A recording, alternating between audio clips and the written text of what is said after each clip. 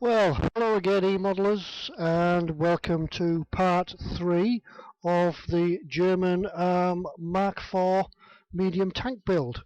We've got on from last time and we've built the engines and the gearboxes, as you saw in the last video. And we've also gone and started the main inner deck for the tank itself, where all these pieces are going to go probably by the end of this video.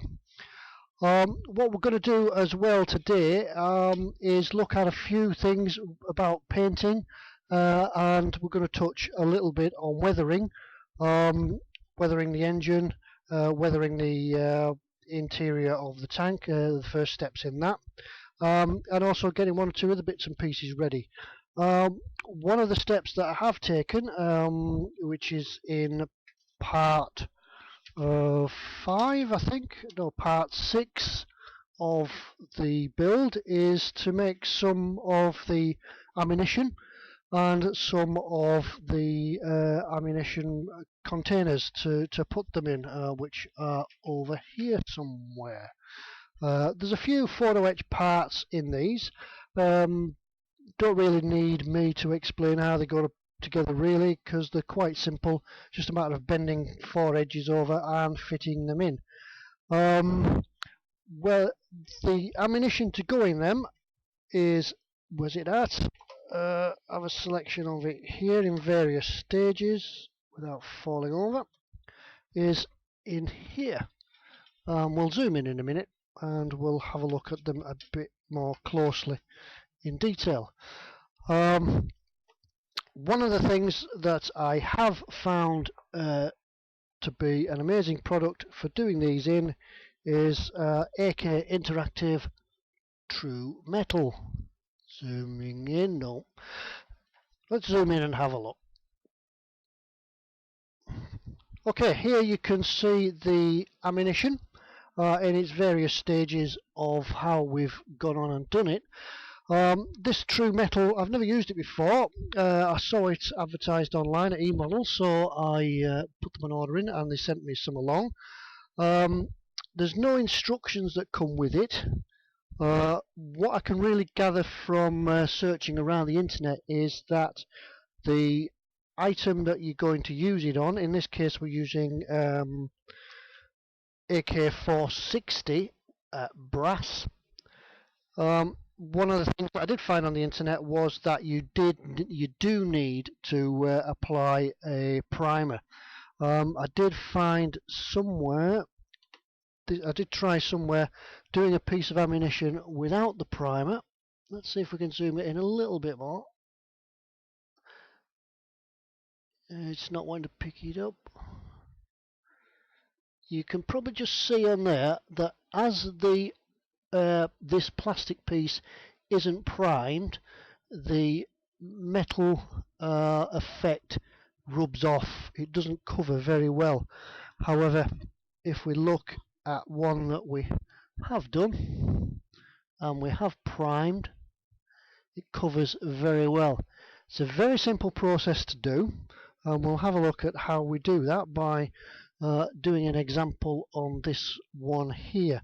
One of the things that we find, there's a couple of ways that you can apply this True Metal. One is that you can apply it with a brush.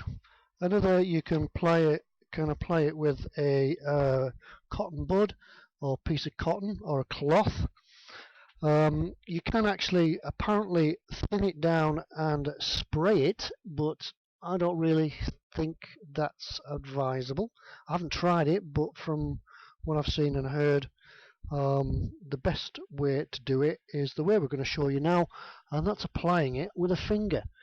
Now, one of the ways, one of the best things I use for this sort of work is the old notepads. You can pick them up at the local store for next to nothing, for a pack of them, and they're ideal. Use them, throw them away. All you need to do with this True Metal is put a dab on there. It's quite runny, so be careful that when you take the top off, if you do go and get some of this, when you take the top off, that you don't squeeze too hard, or it'll be all over the place. Just stick the lid back on there. and it's dead easy to apply.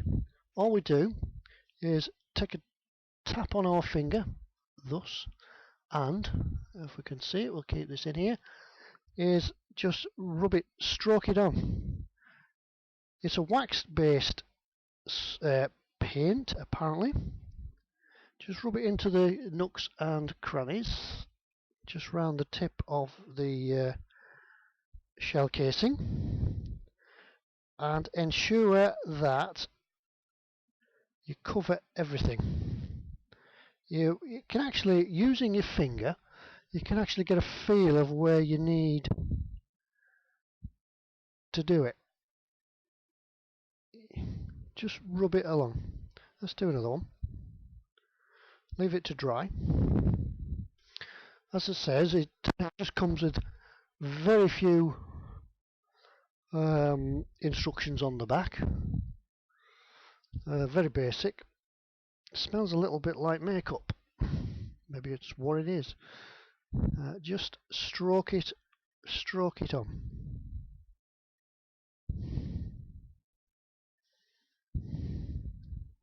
Simple. Doesn't take very long to do at all. I believe that there's various colours in this, brass, aluminium, steel, but it's the first time I've seen it, and it's actually wonderful. We'll have a look further on in a moment what we do next. Right, so we've covered that. Give it a nice coat, a nice even coat. Try not to get like stroke marks. I was going to say brush marks, but try not to get stroke marks in it. Just smooth it out and then leave it. Leave it to dry. Once again, no instructions. It doesn't tell you how long to leave it to dry. Now I left these for a couple of hours. In fact, I left them overnight, and then we move on to the next stage, which is one I prepared in good old Blue-Peter fashion. This is one I prepared earlier. And they say the next stage to do with this is, if I can find my cloth, here we go, just a soft cloth, because I found that if you try and use a bit of tissue or something that's a little bit more abrasive, sort of a leather or anything like that, it tends to rub the paint off, because what we're going to do now is just give it a polish.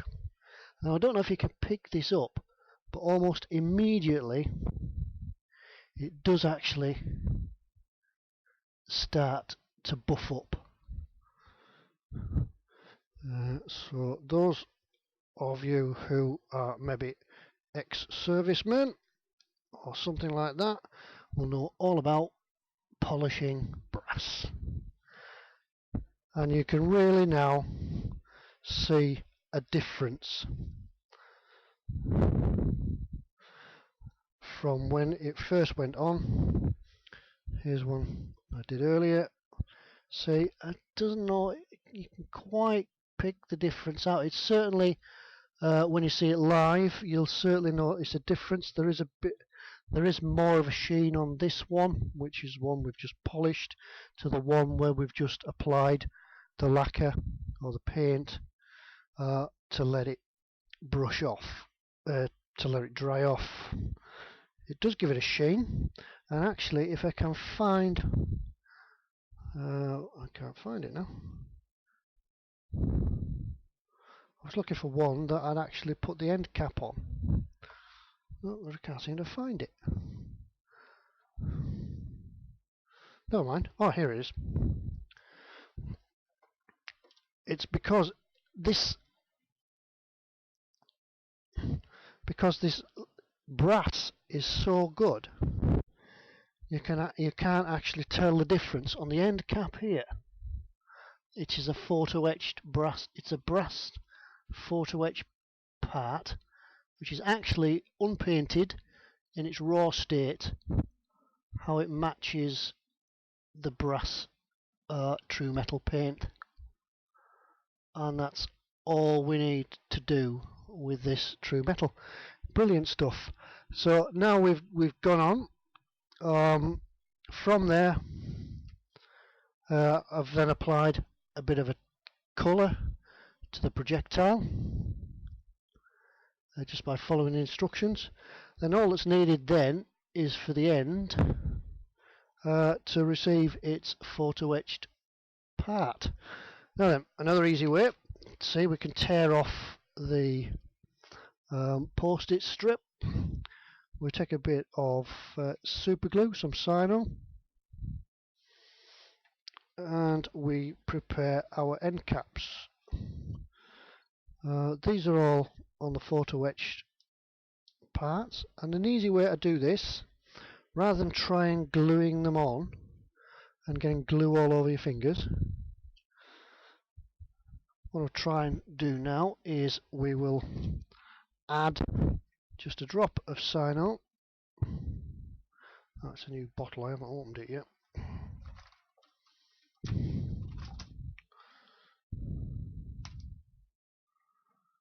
There we go. Just a drop of Sino on there. Then rather than trying to put the glue on around here and then pick up the parts, just touch it on there. Go over to your end cap and lining it up, just dump it down. There, we're done. No glue anywhere. No glue on your fingers, no trips to the hospital. Try this one, and we go on there, like that. Just level it up. Oops, out of shot, there we go. Another one done. There are 3 sets of 8, 16, 17, 18, 19, 20, 21, 22, 24 shells to do in the first part of this build, and they go in the storage boxes. Let's zoom out a little bit. Oops, here we go. There we are. The storage boxes, I'm getting the impression that with the storage boxes, once the ammunition goes in, if we find a piece, there's one. Once the ammunition goes in, the instructions then tell us to place on the top, if I can find it, some lids. These are parts H44B28. The instructions that tell us then that we will put them on there, and that's the last we'll ever see of the ammunition that we've just spent all that time on. I'm going to attempt to leave these open. The lids themselves do fit quite snugly, and I'm going to be at the moment tempted just to leave them open, just to leave them unglued, see how far that we get on further in the build, and see if we can actually just leave them loose so that we can look inside and see the ammunition in the racks. Another part about these is that it tells you to paint all the insides, and in the end all you're going to see is the top the top third of the box, because they sit in there like that. It's up to you though whether you want to paint everything inside. There's photo etch all the way down, there's photo etch racks all the way down to hold the ammunition. It's purely your call of what you want to do, whether you want to take your time and glue everything in there. Anyway, that's the ammunition. That's AK Interactive True Metal. That's how we do them, and that's what we're going to do on the ammunition. The only thing that's left to do on these now, as you see here, we've painted a red band around them, and then there's some decals to go on, but not gluing anything in. We could take those out and do them later on. Anyway, we're going to move on now, and we're going to have a look at the engine, the gearbox, and the generator, and some of the engine room bulkheads. We're going to have a look at a bit of weathering and how we get on and do that using some of our fabulous weathering products. We've got UMP washers. We've got some of the Pz.Kpfw.IV oils, and we've got some good old Humbrol weathering powders, and a mixture of unknown weathering pigments that I seem to have lying around for a few years now, and I've never got around to using them. Anyway, I'll go and clear all this up, and we'll get the engine. Where's the engine gone? We'll get the engine and the gearbox ready to do some weathering on. Right, see you in a minute. Okay then, welcome back. I've zoomed in a little bit more again, and unlike my usual stripy work mat, you've probably seen that I've got the painting mat out. I tend to use something like this that saves the ordinary cutting mat from splashes and other messes and things as we do when we're painting. Anyway, moving on from that, what we're going to do at the moment is we're going to look at a bit of weathering on this, the gearbox. Prior to painting it, prior to putting the final coat on, I'd actually sort of highlighted or pre-shaded some of the areas on the engine that gives it a little bit of weathering and a bit of texture to the eye, making things look a little bit more pleasing. What we're going to use to do this is some Absalom oils. In this case, obviously we're going to use engine grease. We're also going to use a little bit of Starship filth. These are fairly similar in colour, but the Starship filth is just a little bit darker and gives a bit more depth to the colour. For using this job, if I can find the right paintbrush, is that I actually use a dry brush because it is a dry brushing technique, and I'm actually using one of the Citadel purpose-made dry brushing brushes. A nice sable brush is something that if you can afford them, go and get them, because they do tend to last a little bit longer for this, what is really quite a rough technique. Another thing that we're going to use just to clean up is some distilled turpentine. You can get different types of turpentine, or you can use white spirit or anything like that. But in this case I've used the distilled turpentine because there's a bit less of a smell. However, for those of you who go to your local pound store or whatever and use these little shot glasses for mixing, brilliant pieces of kit, loads of them for a few pennies. However, don't leave your distilled turpentine in them overnight because it burns the bottom out.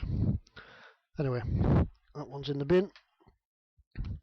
So, how am I going to do this? Well, back to the old post-it notes.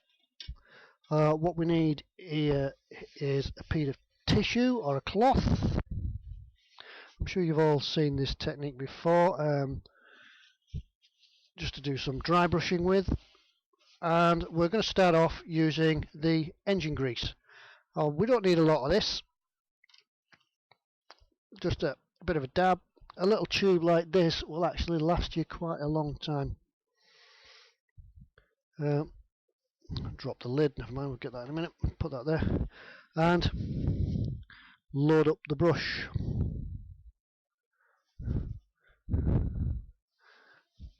Then taking it off as much as you can, not everything off, don't take it all off, and we're ready to go. Now the first few strokes, we don't know how much paint is really left in here, so we'll find a little area where it's not going to be too seen too well, and we just begin to brush. just lightly touching it. What we're going to do on here on the gearbox is put some engine grease on and make it look as though it's running down from the top, thin it out as we go to sort of indicate a bit of a run or a grease. Got to think that inside of these tanks they'll be going through various climates throughout the year, ranging from hot and stuffy to cold ice and condensation. Condensation is going to gather and it's going to run down everything, which even if the oil and grease is there and it's contained at the top, it's going to eventually find its way down. Now what we're doing is just applying this oil very lightly and ever so subtly. You'll see it beginning to appear. It won't feel as though there's anything there at first, but if you can see this, see how it's starting. We're looking at finding places like nuts and bolts, seams, where the oil or any escaping lubricants would sort of sneak out from. Obviously people, the guys that drive and live in these tanks, are going to keep them pretty clean inside because they're going to live in those conditions. The outside of the tank, yeah, that's going to be mud, crud and everything else, but I think, well, me personally, if I was in a tank, I'd be cleaning it, as you're going to live and sleep in it, fight in it. So what we're going to do, they're not going to be, they're going to be worn, bits will wear out, bits will get chipped, and we can look at some chipping as well, some paint chipping. We're not going to do the hairspray. I'm not planning to do the hairspray technique on this. I'll just do some highlights, some dry brushing chipping using some metal paints, just to pick up some wear and tear. Anyway, that's how we do that. We can carry on, and we could do the same on the engine as well, although the engine being black, or I've painted it black, it's going to be a little more subtle. It's not going to be as obvious about putting the engine grease on. However, it will give a touch of a shine. This has got Humbrol clear coat on at the moment, so it is a bit of a shine. I've done that because we can put the oils and the weathering on, and if we get it wrong, we can take it off again. So we could put the engine grease onto the oil filler caps, the, for want of a FDR, rocker box covers, and we could just give a hint of engine grease running around the engine. This is where we could use a little bit of the turpentine, and we can produce a wash just using the same brush, just using the same oil, and we can just touch and let it run, just producing a pin wash. And if we touch it and drag it down, we can produce like oil runs. Usually the gaskets around the gasket areas. If you go and have a look under the bonnet of your car, you'll actually see that the engine itself isn't that dirty. It's not rusty. Engines, when they've been left sat around in the wet and the damp and not used, that's when they start and go rusty. But your general engine that's run on the day-to-day, the engine itself won't be rusty. It'll be oily where you've spilled oil, filling it up.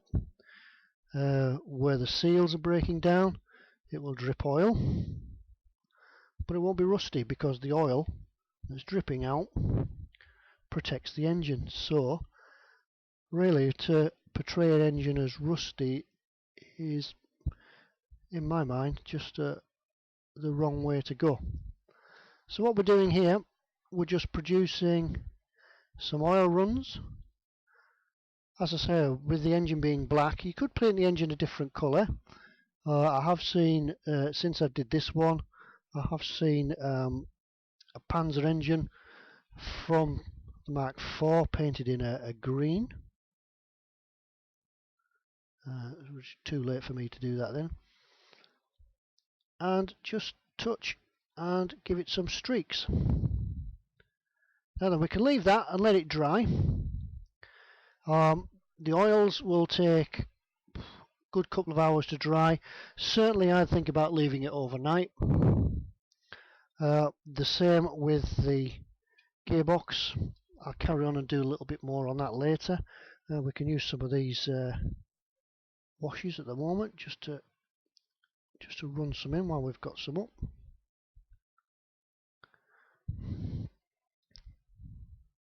And while you've got it out as well, we can look at while we've got the same paint out, we can look at maybe doing some work on the engine bulkhead. This is the bulkhead that goes between the fighting compartment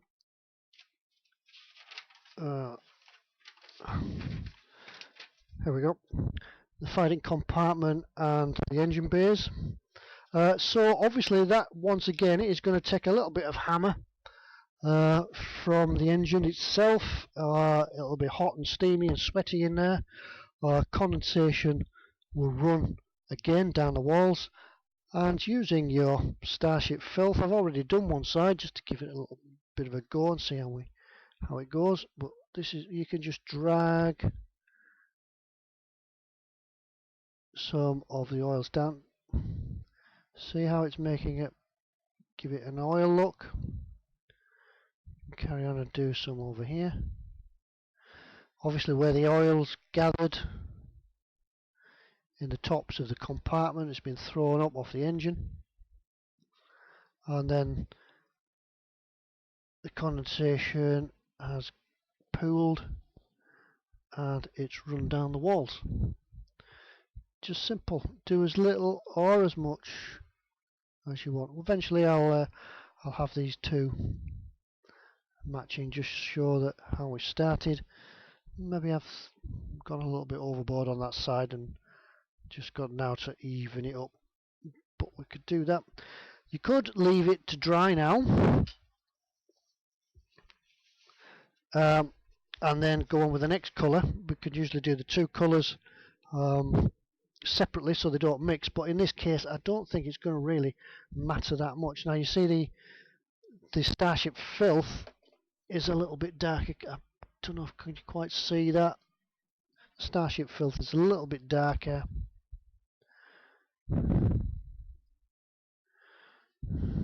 Just to touch it and run it down into the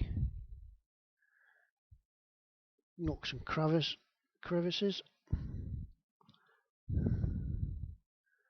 Got to think that maybe once again the mechanics will keep the engine fairly clean, but the hands and such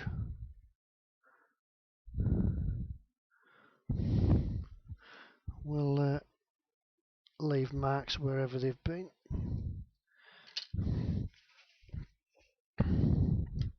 So that's it, and then just drag it just a little bit of turpentine on your brush and just drag these out.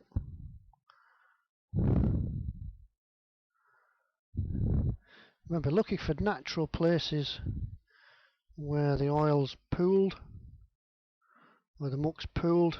It's not so much oil, it's dust, dirt, bits of street grime. Things will come in through the vents, the air intakes, thrown out about against the engine.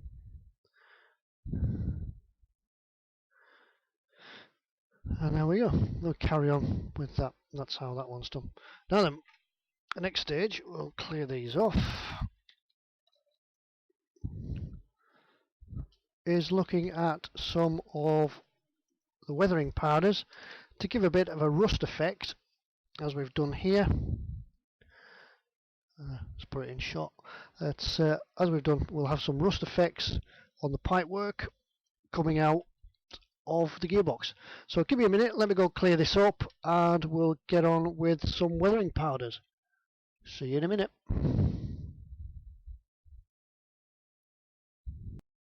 Okay, welcome back. Weathering powders. We're going to look at making this gearbox exhaust, I think, for what it is, into a we're not going to make it rusty. I don't really know what sort of metal it is. It might be an aluminium for all I know. I'm just going to guess, taking that it's a bit of mild steel, it takes a bit of heat, and it's going to take a little bit of rust. We're just going to lightly do it. We've already given it a coat of paint. As I said before, we've sort of pre-shaded it just to give it a bit of texture, a bit more pleasing to the eye. And we're just going to touch it up with some weathering powders. Now, I have in stock some Humbrol weathering powders. I also have some that I picked up. I think I picked these up from a railway exhibition, a model railway exhibition, some many years ago. But there's lots of stuff out there. You can, if you want, even make your own. Let's have a look in here. Makeup. Lots of different shades of browns and even an applicator. So if you want to sit in your room and the wife catches you with makeup, you'll just have to explain that it's weathering. See, look, lots of it. A Miss Beauty of London at the great extortionate price of £1.50. That's them. I'll snake them back in my drawer so nobody finds them. There, that's them out of the way. Anyway, weathering powders.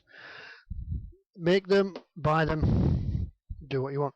I have here a piece of acetate. You'll find these in most good stationers.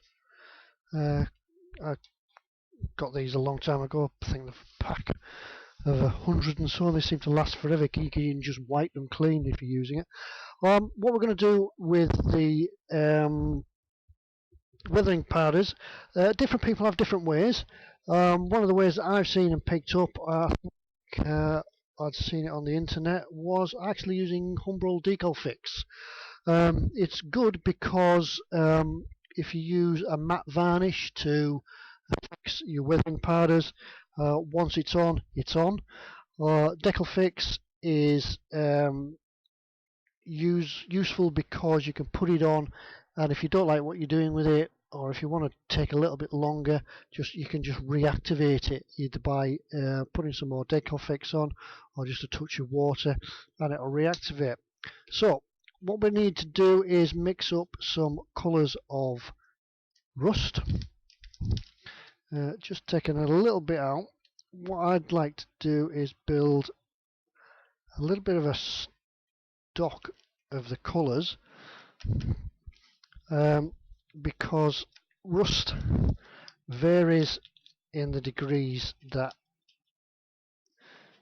the degrees of colour, as you all know. So we can provide ourselves with a palette of varying colours, and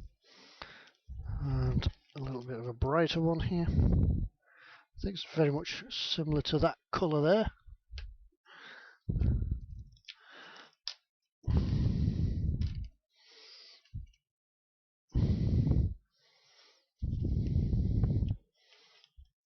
So we've now got 3 of the colours, and we can blend them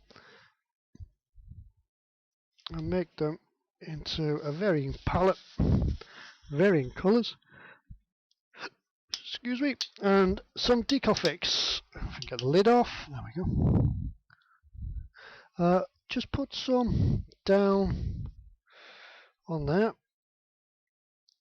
You won't be able to see the acetate, but never mind, that's the acetate there. And then we can bring the colours into it, mixing them round, and see we've already got 3 or 4 shades there. And now we can start applying. Just once again, like a dry brush, you don't want to put too much on, you just want to work it. If it's rusty in here, it's going to drag down a little, even if the part is of a different metal. The rust would discolour it. It's a bit lighter, let's go up a little bit.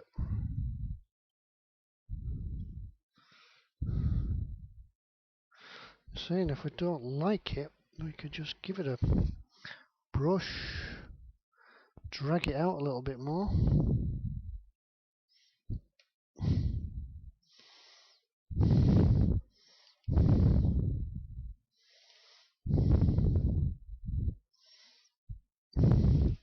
Usually finding that where the metal is bent, it tends to rust a little bit more where it's been worked. Just brushing it, using another brush just to work it.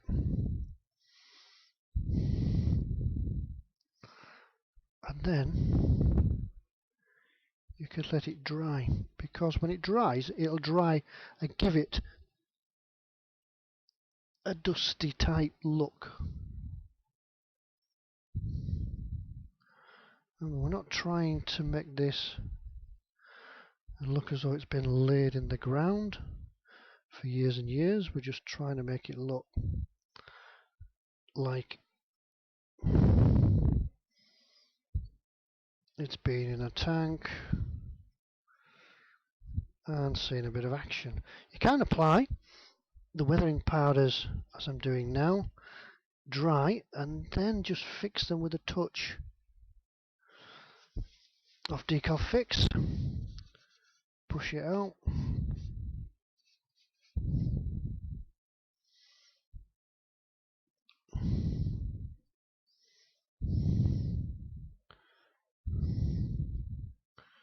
There.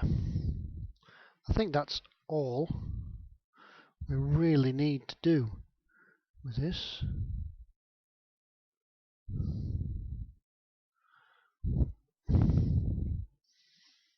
Just give it a dust down with some of the dry powder, and then just go back in to fix it with the Decal Fix. Once again, just a touch of Decal Fix, we'll move it around.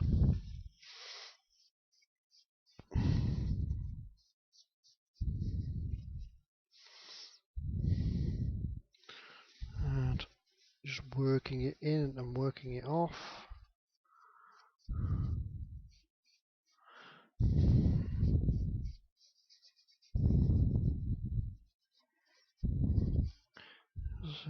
There we are. We see that. See the change in the colour now. Yep. Oh, we can.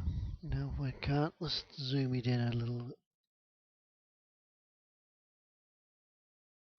See, the colours have changed a little bit, and you can see now the streaking on the engine that we did earlier. We've give it a time to dry off. We're just touching it on. We've done the other side as well. Just touching it on. And finally, to finish it off, we'll move on to the next stage, and we'll look at some weathering washes, some final washes, just to finish it all off. Look a bit more tank used like. Alright, let's go for our next bit. Clear this lot away, and we'll take a final look at some weathering washes. See you in a minute. Okay, welcome back.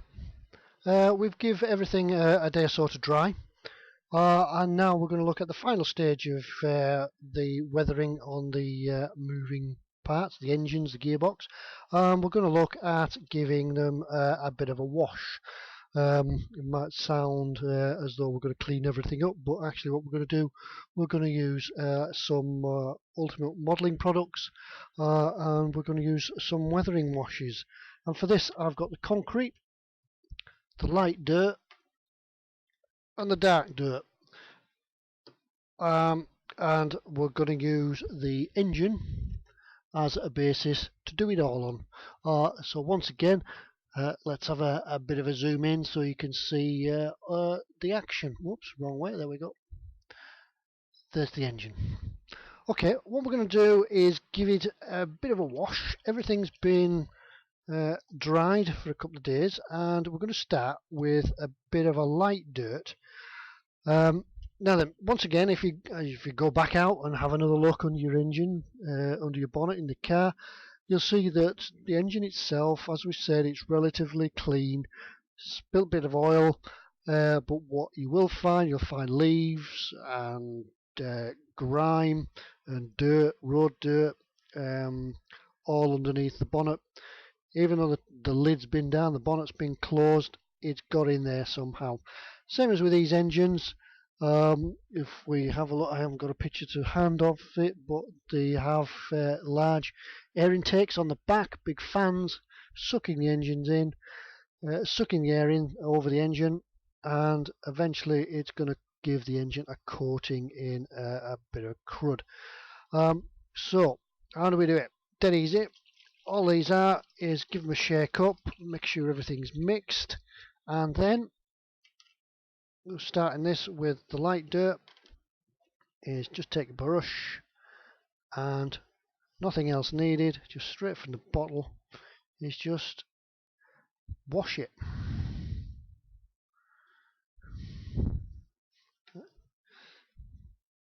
Get it in all the nooks, crannies, wash it all on. It'll stick to the oil, the muck that's come in, stick to the oil.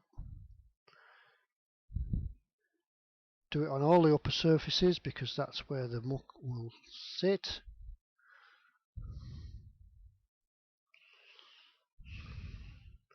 Obviously, if it's in the desert, if it's you'd be having a look at a different colour. You're taking more of a sand and a gravelly colour in. Now this is ideal stuff. It's dead easy to apply. Wash it, give it a look like it's washed down. On the top surfaces where the muck will sit. Also, it's going to tone down and blend in everything we've done so far.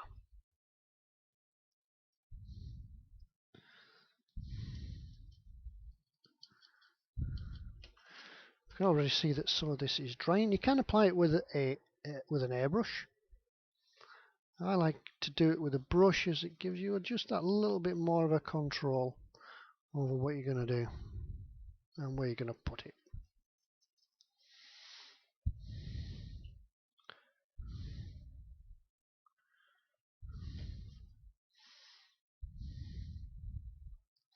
Remember, these engines, the mechanics will have been around them. Steinbeck engines, were they? Is that the name? Is that quality engines? Versbrunner Technik? Is that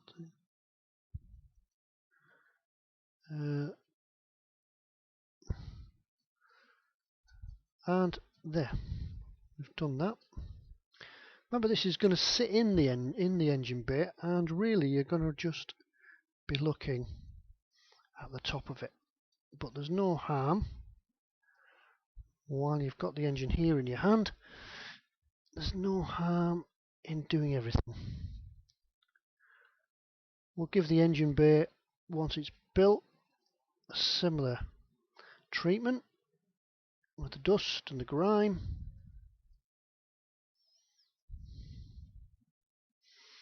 We can already see, can you see that it's lightening up? It's already beginning to dry.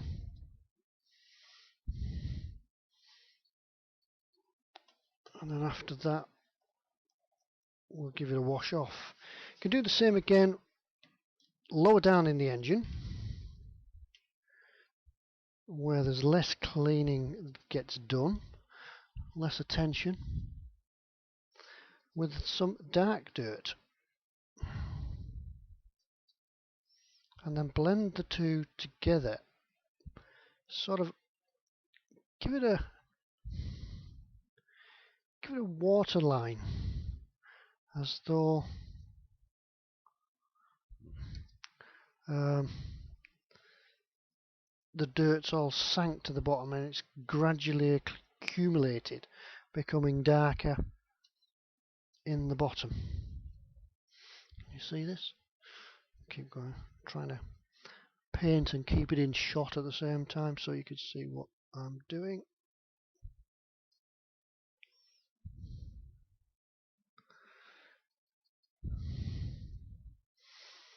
And eventually it will all blend together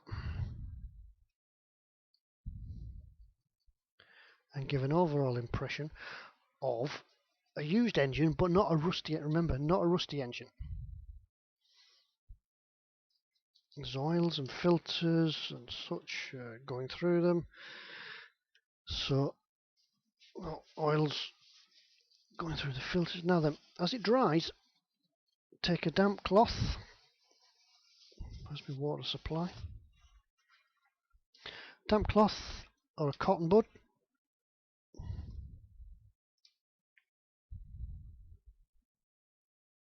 And oh, excuse me a moment, I've lost everything. I can't find anything today.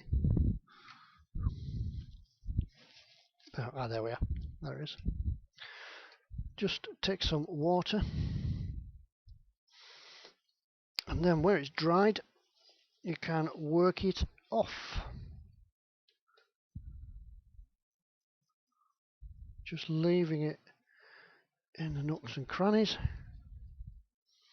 See how it's picking up. You probably don't know if you could see it on here. It's picking up on the oils that we put on earlier. And that brings them out now.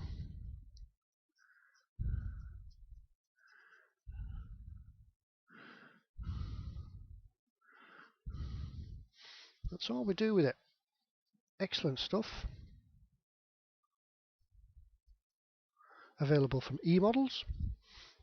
Address down here.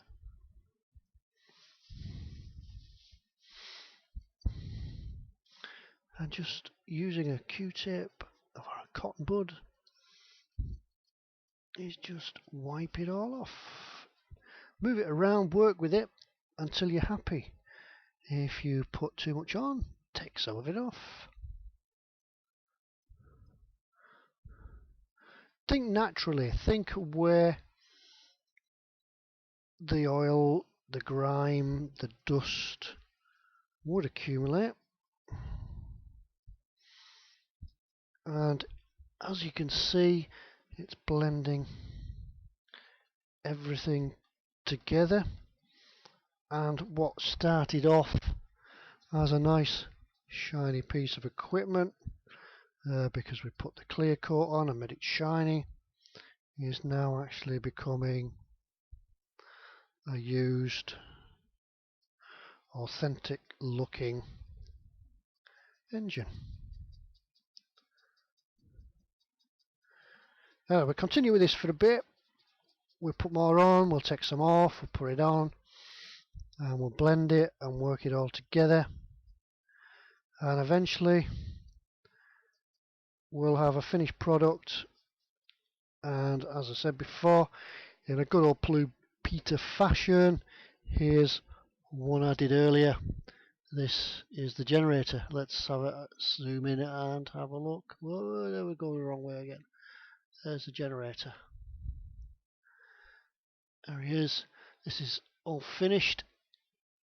It's grimy. See how under here we've made it a little bit more grimy and thicker dirt, because it will gather around here. It won't get rubbed off as much as people work on them. The generator power I think there's a little motor here, has been done in the engine grease. Then the pipe from the engine going up here has been done in a rust effect with the powders, and then finally it's been given a wash. Could do some more to it if I wanted to. If you want to, you could do some chipping, but I don't think it's going to need it. Down here on the engine bed, you'll see some rust just sort of accumulating, some dry dusty rust accumulating on the engine, just some surface rust, and that's it. That's all about weathering. Just one final part before we move on, another weathering idea that you could do. We'll do this when we've got everything together, is we'll apply some of a black wash to the treads around the deck inside. As yet we've got the engine. Zoom out a little bit again. Well, we've gone the wrong way. What we're going to do, we can now look at getting the engine and everything put in. There's the prop shaft to go through there yet. Bulkheads to go in. Well, that should go in there. The engine bulkhead will go in there. The ammunition stores will go in there, as I say, with the removable lids at the moment. Just see how it's going to go. Can't get them off now. There. So we see the ammunition all in there, nicely polished. I would have painted these lids, but I've run out of paint, so I'll have to get some more. The gearbox nicely dried now. See how the exhaust, once it dries, gives it a nice dusty effect. You could finish them off by giving them a final coat of a matte varnish, but I think that for where they are, they're not going to get handled. The oil effects, the oil paint gives a nice sort of natural sheen to it. So I'm not actually going to bother giving them a matte coat. I'll probably work a little bit more on it just yet to do some dry brush chipping, just give it a a dry brushing with some metallic colours just on some of the wear and tear points. And basically that will be about the end of the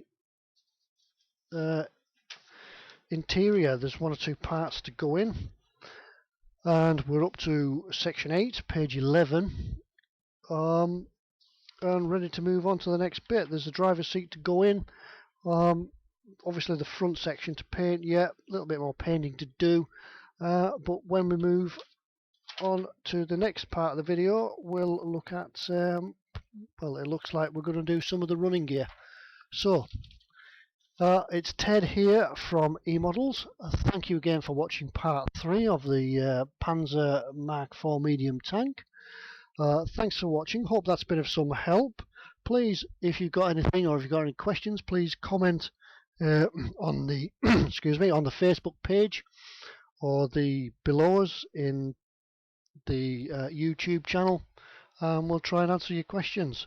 Okay, thank you for watching and thanks for looking in, and I'll see you next time for part 4. Bye now.